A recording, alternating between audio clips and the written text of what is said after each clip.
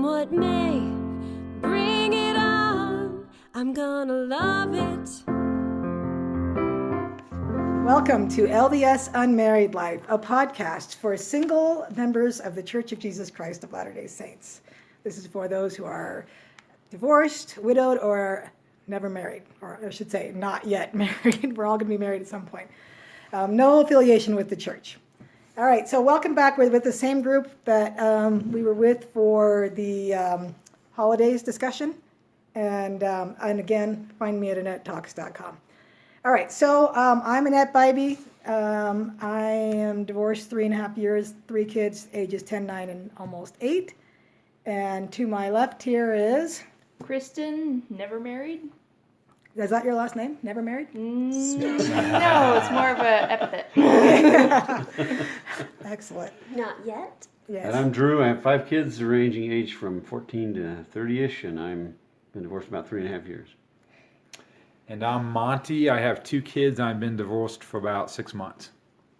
I'm Emily, 3 children, ages 7 to 11, and I've been divorced 4 months.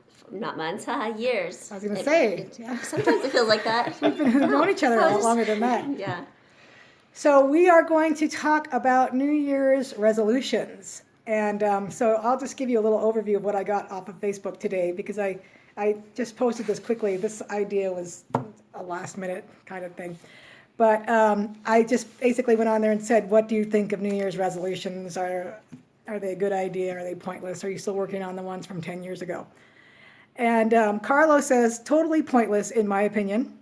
And then another person whose name I cut off said, no need to wait till January. I start or make any change or decision. No need to wait till January 1st, to start or make any change or decision. Then Sarah says, I don't make any New Year's resolutions, but I do reevaluate my life and my goals on my birthday.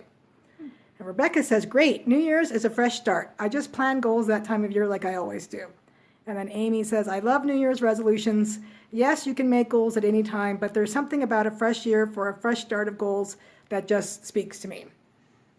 So there's something about a new year, I guess, that makes people think. Yeah, I think so too. It's a segment of time that is recognized by people throughout the world in a very strong way. And so to say, oh, last year really stung, oh, I'm done with that. Yeah. And now there's a new year. And this year is a chunk of time that I'm going to dedicate to thinking about or moving towards something else. So whatever chunk of time you choose, I was going to say yes to everything you said, because yes, sometimes they stink, sometimes they're useless, but yes, sometimes it's good to start that at a new year along with everyone else. There's something to be said about a whole group of people doing something together. And I think if you're going to work out, January 1st through February 15th is the best time to start. If you want to be with the crowd, I guess go February 16th if you want to have there's so much energy and the gym desire is so to packed it's a mess. Oh my gosh. But there's some funness to that. So it's an artificial construct of a new number and on the calendar, a new month, a new year. But breaking it up like that, I feel like, there's kind of a mini way of doing that every Fast Sunday for me. When I think about, and then an even minier one when it comes to every Sunday and being ready to partake of the sacrament and thinking about the past week and this new week. And that still is another renewal that happens every, a time segment. And that's my more favorite one. Well, the Sunday one is actually meaningful in that we are going in and recommitting ourselves. Yeah. Right. So we're actually doing something. So you're saying the New Year's ones aren't meaningful then? It seems artificial to me. I mean, whatever motivates you is great. Yeah. But I don't think there's anything magical about a new day on the calendar and a new calendar. I mean, I like the new calendar. It's nice to put up a new calendar. I think it is for some people. I mean, some people work that way on the new calendar, and just like Emily said, it's a time segment that someone can relate to and do that. I mean, I'm not one that really sets the New Year's resolutions and stuff. I do it like, I don't know who said that. I mean, when I see I need to change, I try to implement it as soon as possible. You don't wait and for set it January. You up. don't say, man, I'm terrible, and it's February. No. I will not change. Yeah. It's January 1st. It's like, gosh, I got 10 months living like this before I have to change. Like, this is Man. awesome. Man, Bummer. long time. No, But if you yeah. realize it on December 31st, awesome. Yeah. But yeah, I mean, I can see where people will get motivated in that aspect, in that regard as well. And I mean, it's really beneficial for them.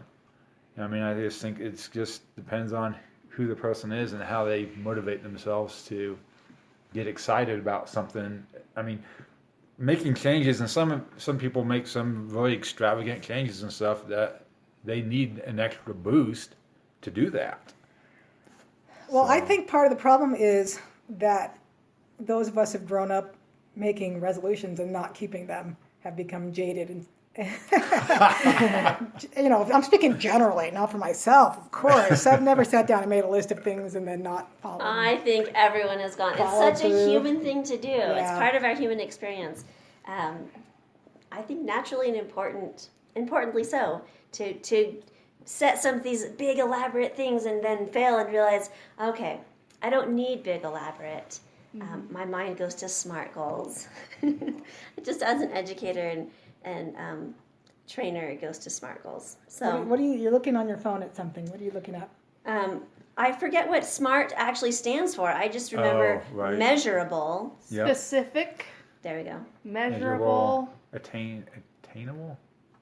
I think maybe it's actionable. I don't know. Assignable. Ah, That's what they Assignable. have here.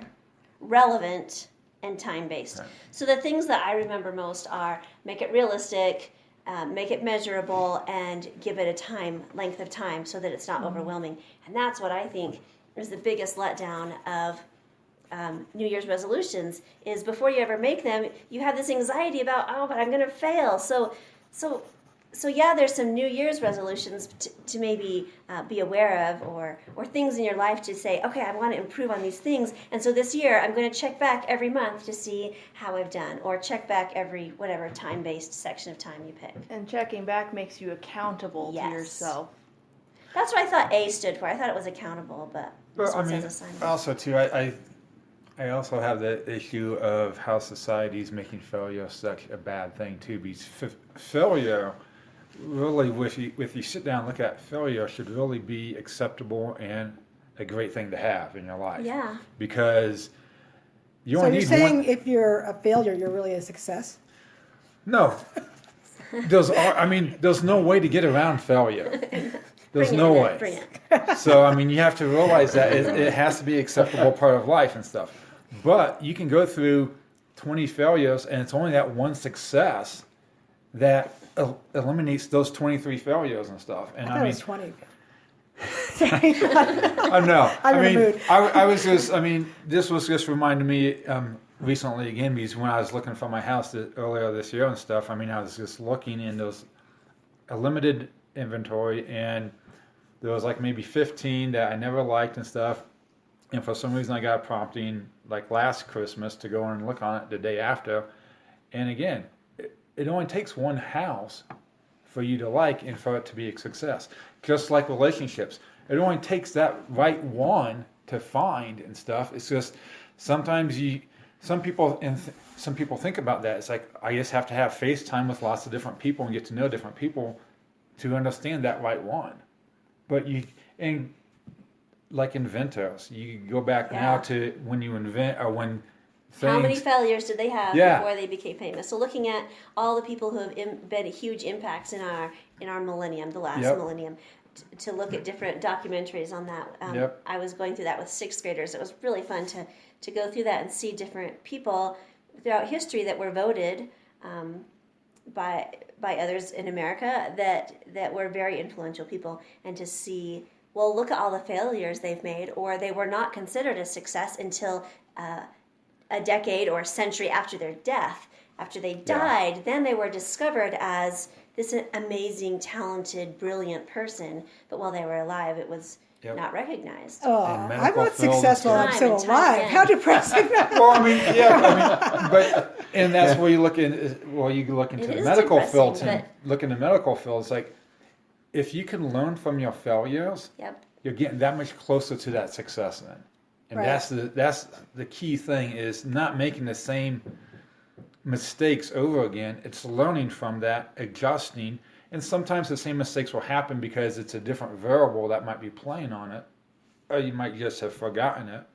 But to keep learning and growing from failures and stuff, because that's how we've become who we are. Mm-hmm. I mean, I want to say something on Yeah, that. yeah. I feel like accepting failure is really important. Talking about our new generation and snowflakes and how they can't handle failure or not getting something in on such small, insignificant things. yeah. How are they ever going to make it through life? So something that happened a couple years ago with a teaching peer, second grade teacher. Someone messed up and it just totally flopped. Their experiment totally flopped as they were doing their broken up into their different groups, and she didn't want this to become a big negative thing, so she just shouted out, "Hooray, everyone clap for the biggest fail. You made the biggest fail, and that's wonderful because now we know what we're not going to do. But look at all these other things that partially worked. What can you do with that?" And in the heat of that moment came this trophy experience where now she still carries that on. For the last 3 years she's been doing that, where you get a trophy when you have the biggest fail because you found something that really didn't work, and to accept it and acknowledge it and have your peers acknowledge you failed, but that's, good job, you failed at finding something that didn't work. Now let's look at what could work. Well, because And you so only I fail felt at like that something was big important. if you really tried for something. Yes. Yep, And exactly. then she So- goes into that too. There's so Yeah. many things that she's been able to do with that. Well, that's and she fail, just carries it on first every attempt year. in learning, right? That's Yes. the acronym for that. Yeah. Fail. But see, now I had no idea that this was going to go in this direction. This is a great topic. No, that's been one of my learning experiences over the last few years, is how failure is a good thing, and how if you're going to get there, it's going to be one failure after another until you get there. And then even when you get there, there's someplace else you're going to go, and you're not going to get to that next place without failing. That's Again. exactly right. It's really part of our human experience to do that and learn from our failures so that we grow and improve without condemning ourselves that we had a Yes. failure. Yep. Yes. I mean, the biggest thing that's helped me is self-acceptance, self-compassion. Hey, I learned from this. I had this experience. What did I learn from it? And move on. I love it. It's You not know, easy and not to be do hard that. on yourself. We don't You know, come we- that way. We No. don't. Most people. Well, Some people do. Also, to bring it back into the gospel aspect and stuff, it's like we're going to fail, and you hear about so many people that stop going or becoming inactive because they feel unworthy now and stuff like that. It's like, Yeah. that's not what any of this is about. Right, You're right, not understanding right. that true love that our Savior has for us. That's right. He's done this for us individually, this atonement. And we need to understand that it is an individual basis. Yeah. He loves me that much, so Yeah. why do I think I am so unworthy if he doesn't? Yeah, but learning from our failures and growing from them without being self-condemning, Yeah. that's been harder for me to learn. But Well, it's now different. that I'm starting Yeah. to learn it, I actually feel like I can improve more because I accept myself now. Yeah. Growth mindset. You know, then I can grow. Because I'm okay with where I'm at. So if I grow in this area, that's cool. You know, if I have another failure, I'll learn from it. And that's why I I'm going love to be. sharing that. One of our bishops says, you hear it in the scripture too, there's a season for things. And that's where Yeah. I kind of learn, well, this is not a season for me to be able to meet this goal. And maybe the next season or a season down the road is where I'm able to achieve that goal of like maybe going to the temple once a month or doing something like that if I fail at that. Or getting married. Or getting married.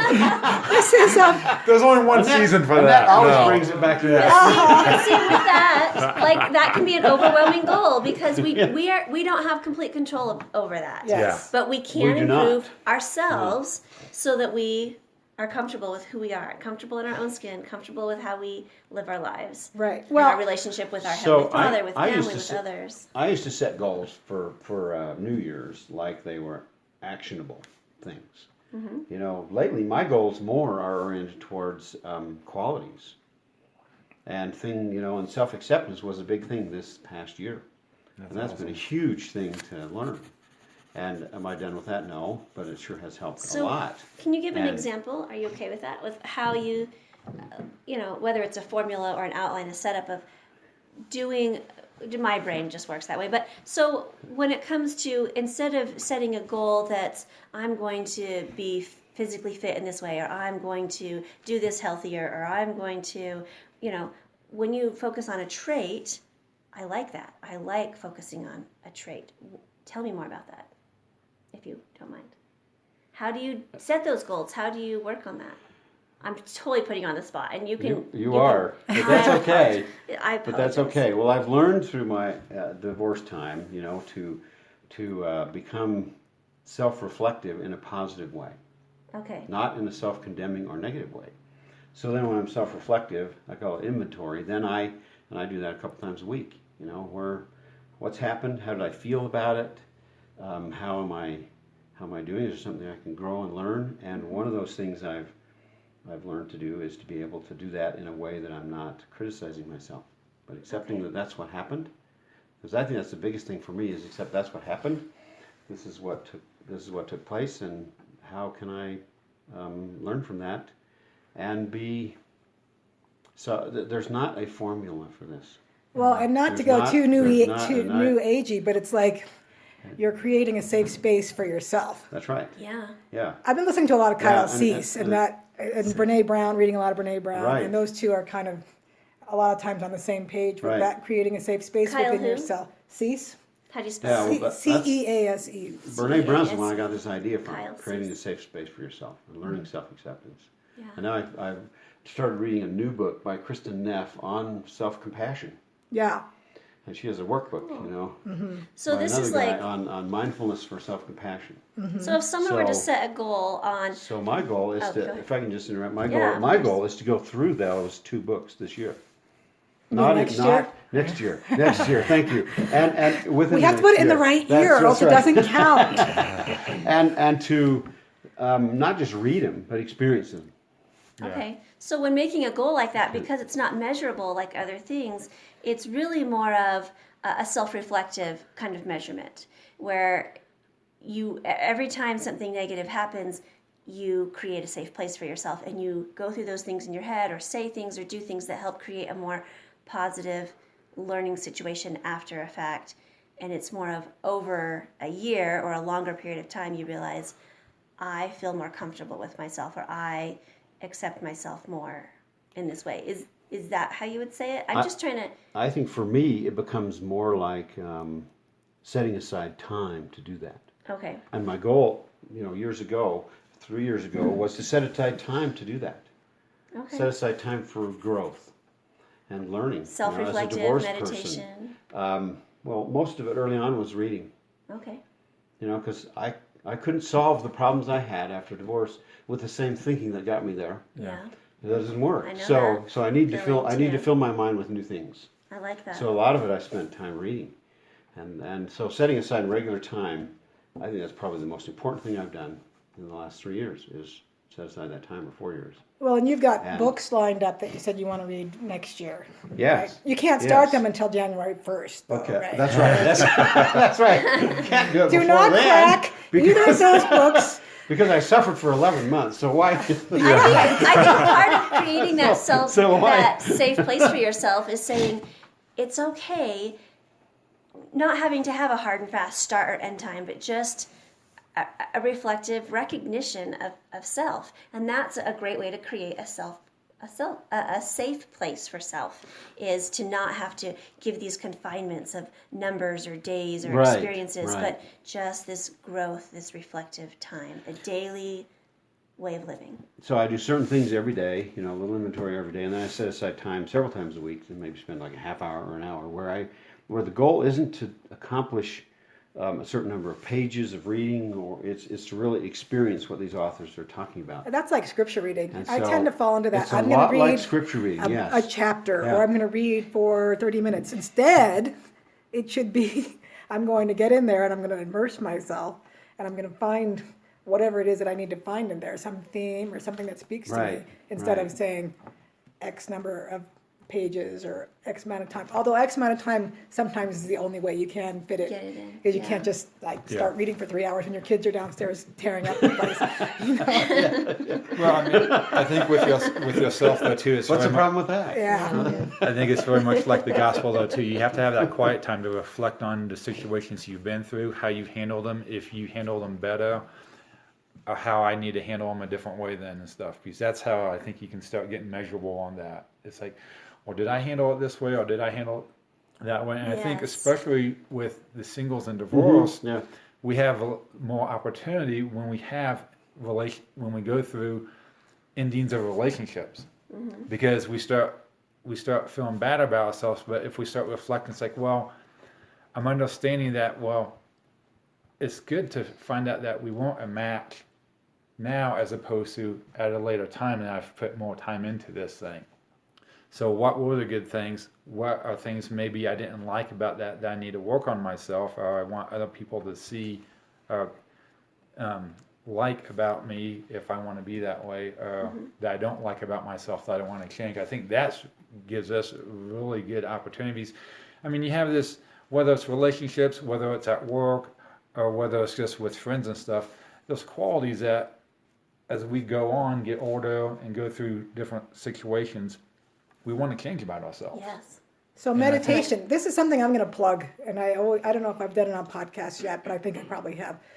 And I set a goal to do this. Well, I just started doing it. Sometimes you realize something is good, and you just start doing it. You don't have to wait for January 1st. It's not. Wait, what date is? You don't have to. You don't even necessarily. And You look what she suffered tells only you. 11 months Yeah. before you started this Look now? at what she tells you. Then. You don't even necessarily write it down. I think this is why New Year's resolutions to me are kind of silly, because if I see something and that needs to change or something I want to do, I'm just going to go ahead and start it that Yeah. day, the next day, Yeah. whenever. But I do a daily walk out on the paths behind the houses here for about 45 minutes to an hour, whatever I can get away with, where I don't put in my headphones or anything. I talked about this on the depression episode. But if you're not doing that, I suggest something along those lines where you're just doing something with no distractions whatsoever. Whether you like to sit and meditate, walk, do something with your fingers, like some people like to knit or make jewelry, or even doing the dishes, anything where your mind is allowed to just be. Yeah, just be. 45 minutes to an hour seems to be the sweet spot for me. But on a daily basis, that's what I recommend for if you're trying to figure out what's going on in your life and what needs to change. And because people don't usually do that. They don't take that time during the day. We're always in front of a screen or Right. busy, distracting ourselves constantly.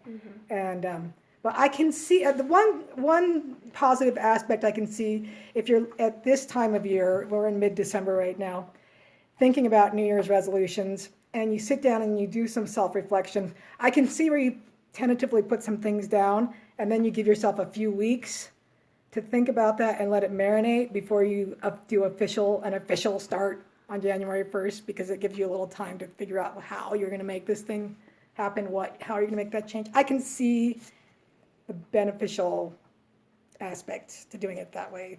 I like New Year's resolutions, like being more mindful, giving compliments to my family members and friends more often, things like that are, and then when I get to those SMART goals are, okay, this is what's going on right now. This is how I'm going to measure this for this week or this day at work or this interaction with people.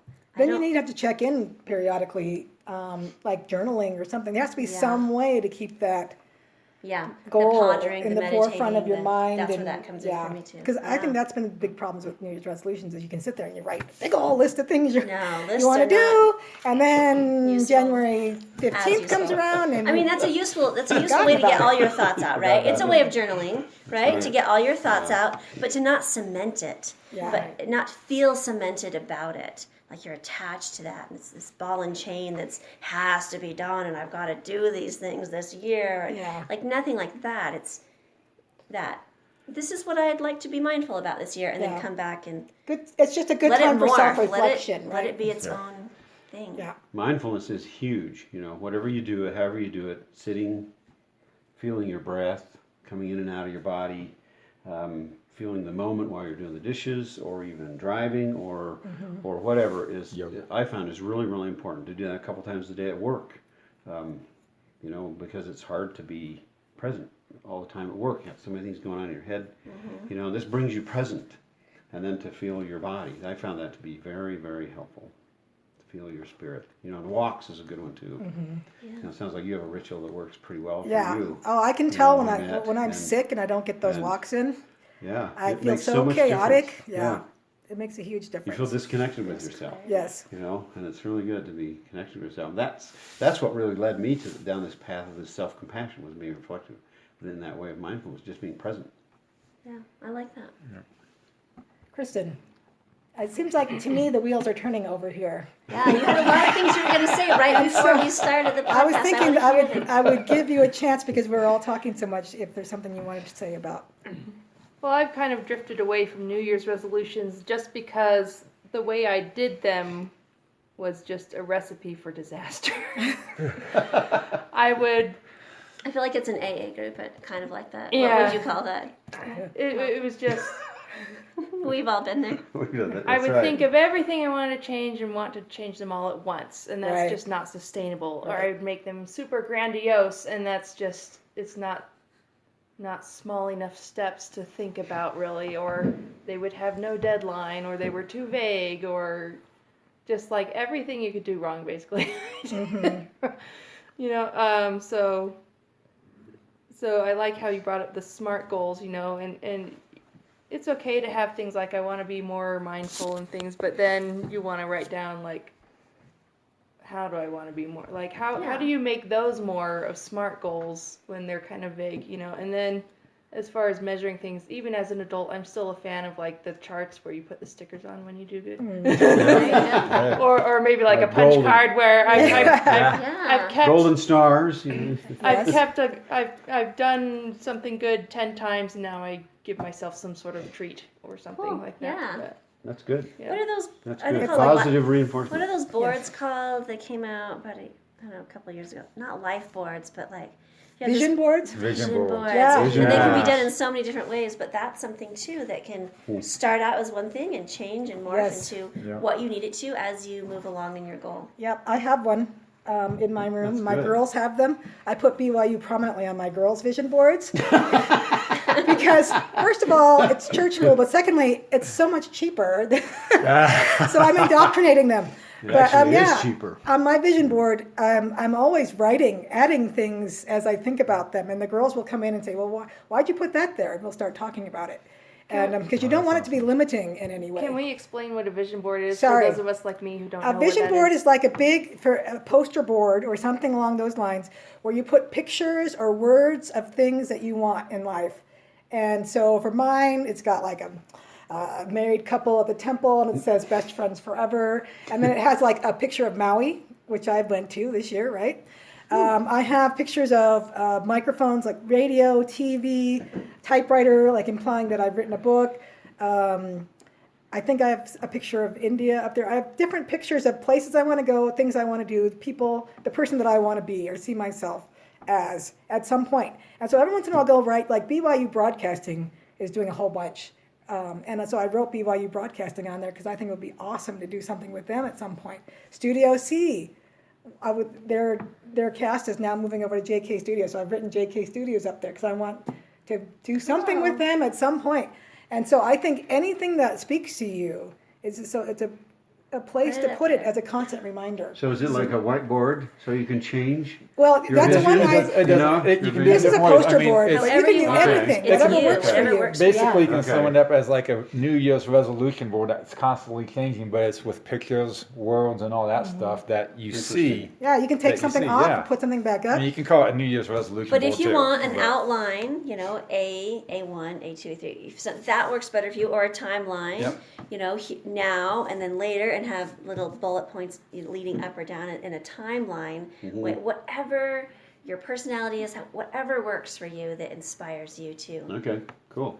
Yeah, I prefer to keep it a little more loose because one of the problems I Does have yours with change a lot? yes, one of the problems I have Some with goals and saying putting a time on it, like I'm going to do this by this period, by this time point, or time period, is because you don't know what Heavenly Father has in store for you. You That's don't right. know what lessons are coming up. You don't right. know what you're supposed to learn.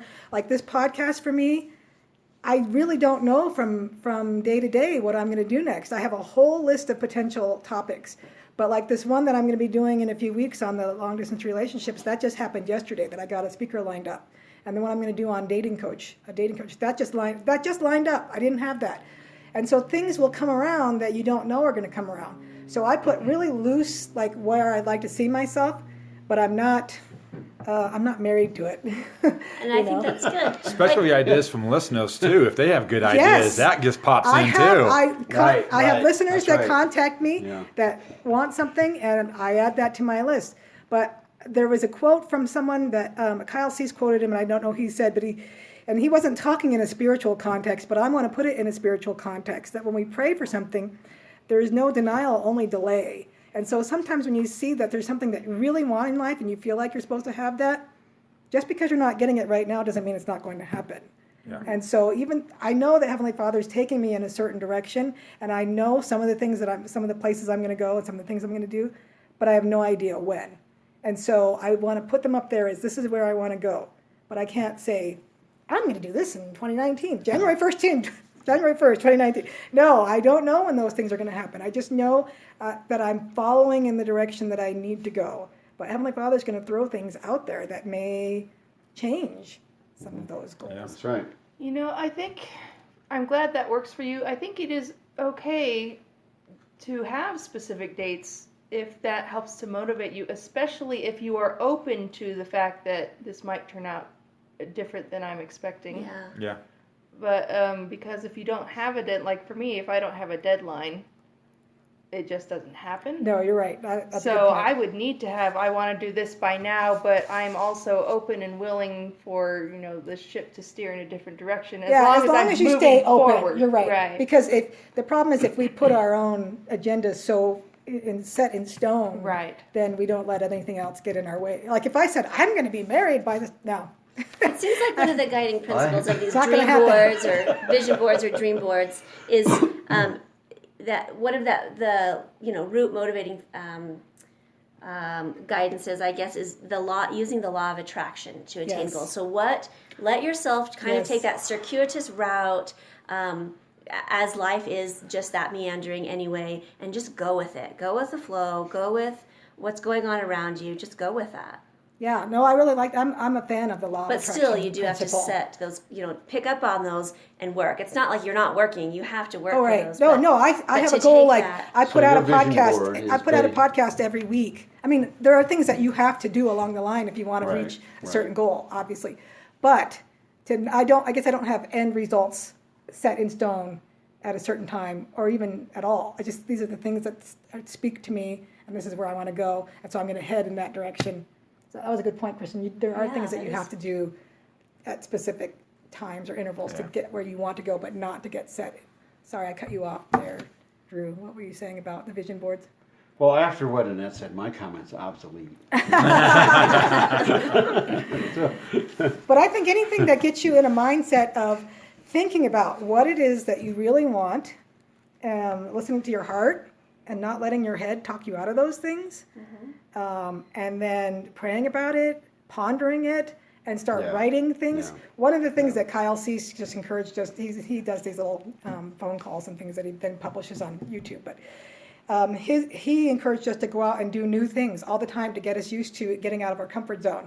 Just go do new things every day. Go find something new to do, even if it's really small. Someone that you don't usually talking to. Just doing little things to get I yourself love out of the that. comfort zone. I've been doing that a lot more lately. I love how it feels, but I love new things anyway. I love Not all of us changing things don't. Some of us are Oh, not I good love with it. new things. I thrive more on that. I feel like I need my constants for sure. There's some things I need that are constant, but I love trying new things, doing something different, communicating with someone I wouldn't usually reach out to or communicate with. Just see how it goes. Did it work? Did it not work? What did I like about that? What did I not like about that? Just trying something new. Yeah, he says it teaches your nervous system to not fear things because it sees you doing things again and again that maybe would usually make you afraid, but it sees you do it again and again, and you were just fine. So it trains your nervous system I love it. to not. I did not. be I was afraid. not like that younger. I was very shy and reserved. I got a red face anytime someone talked to me or paid me a compliment. I just would freeze, and I wouldn't know what to do or say. Smiling and walking away was waving, smiling. That was my best line of defense for any of those just uncomfortable situations. So not anymore? No, I don't. Something happened in junior high and high school where I was like, I'm busting out of this shell that my current peer group has put me in. There is so much out there.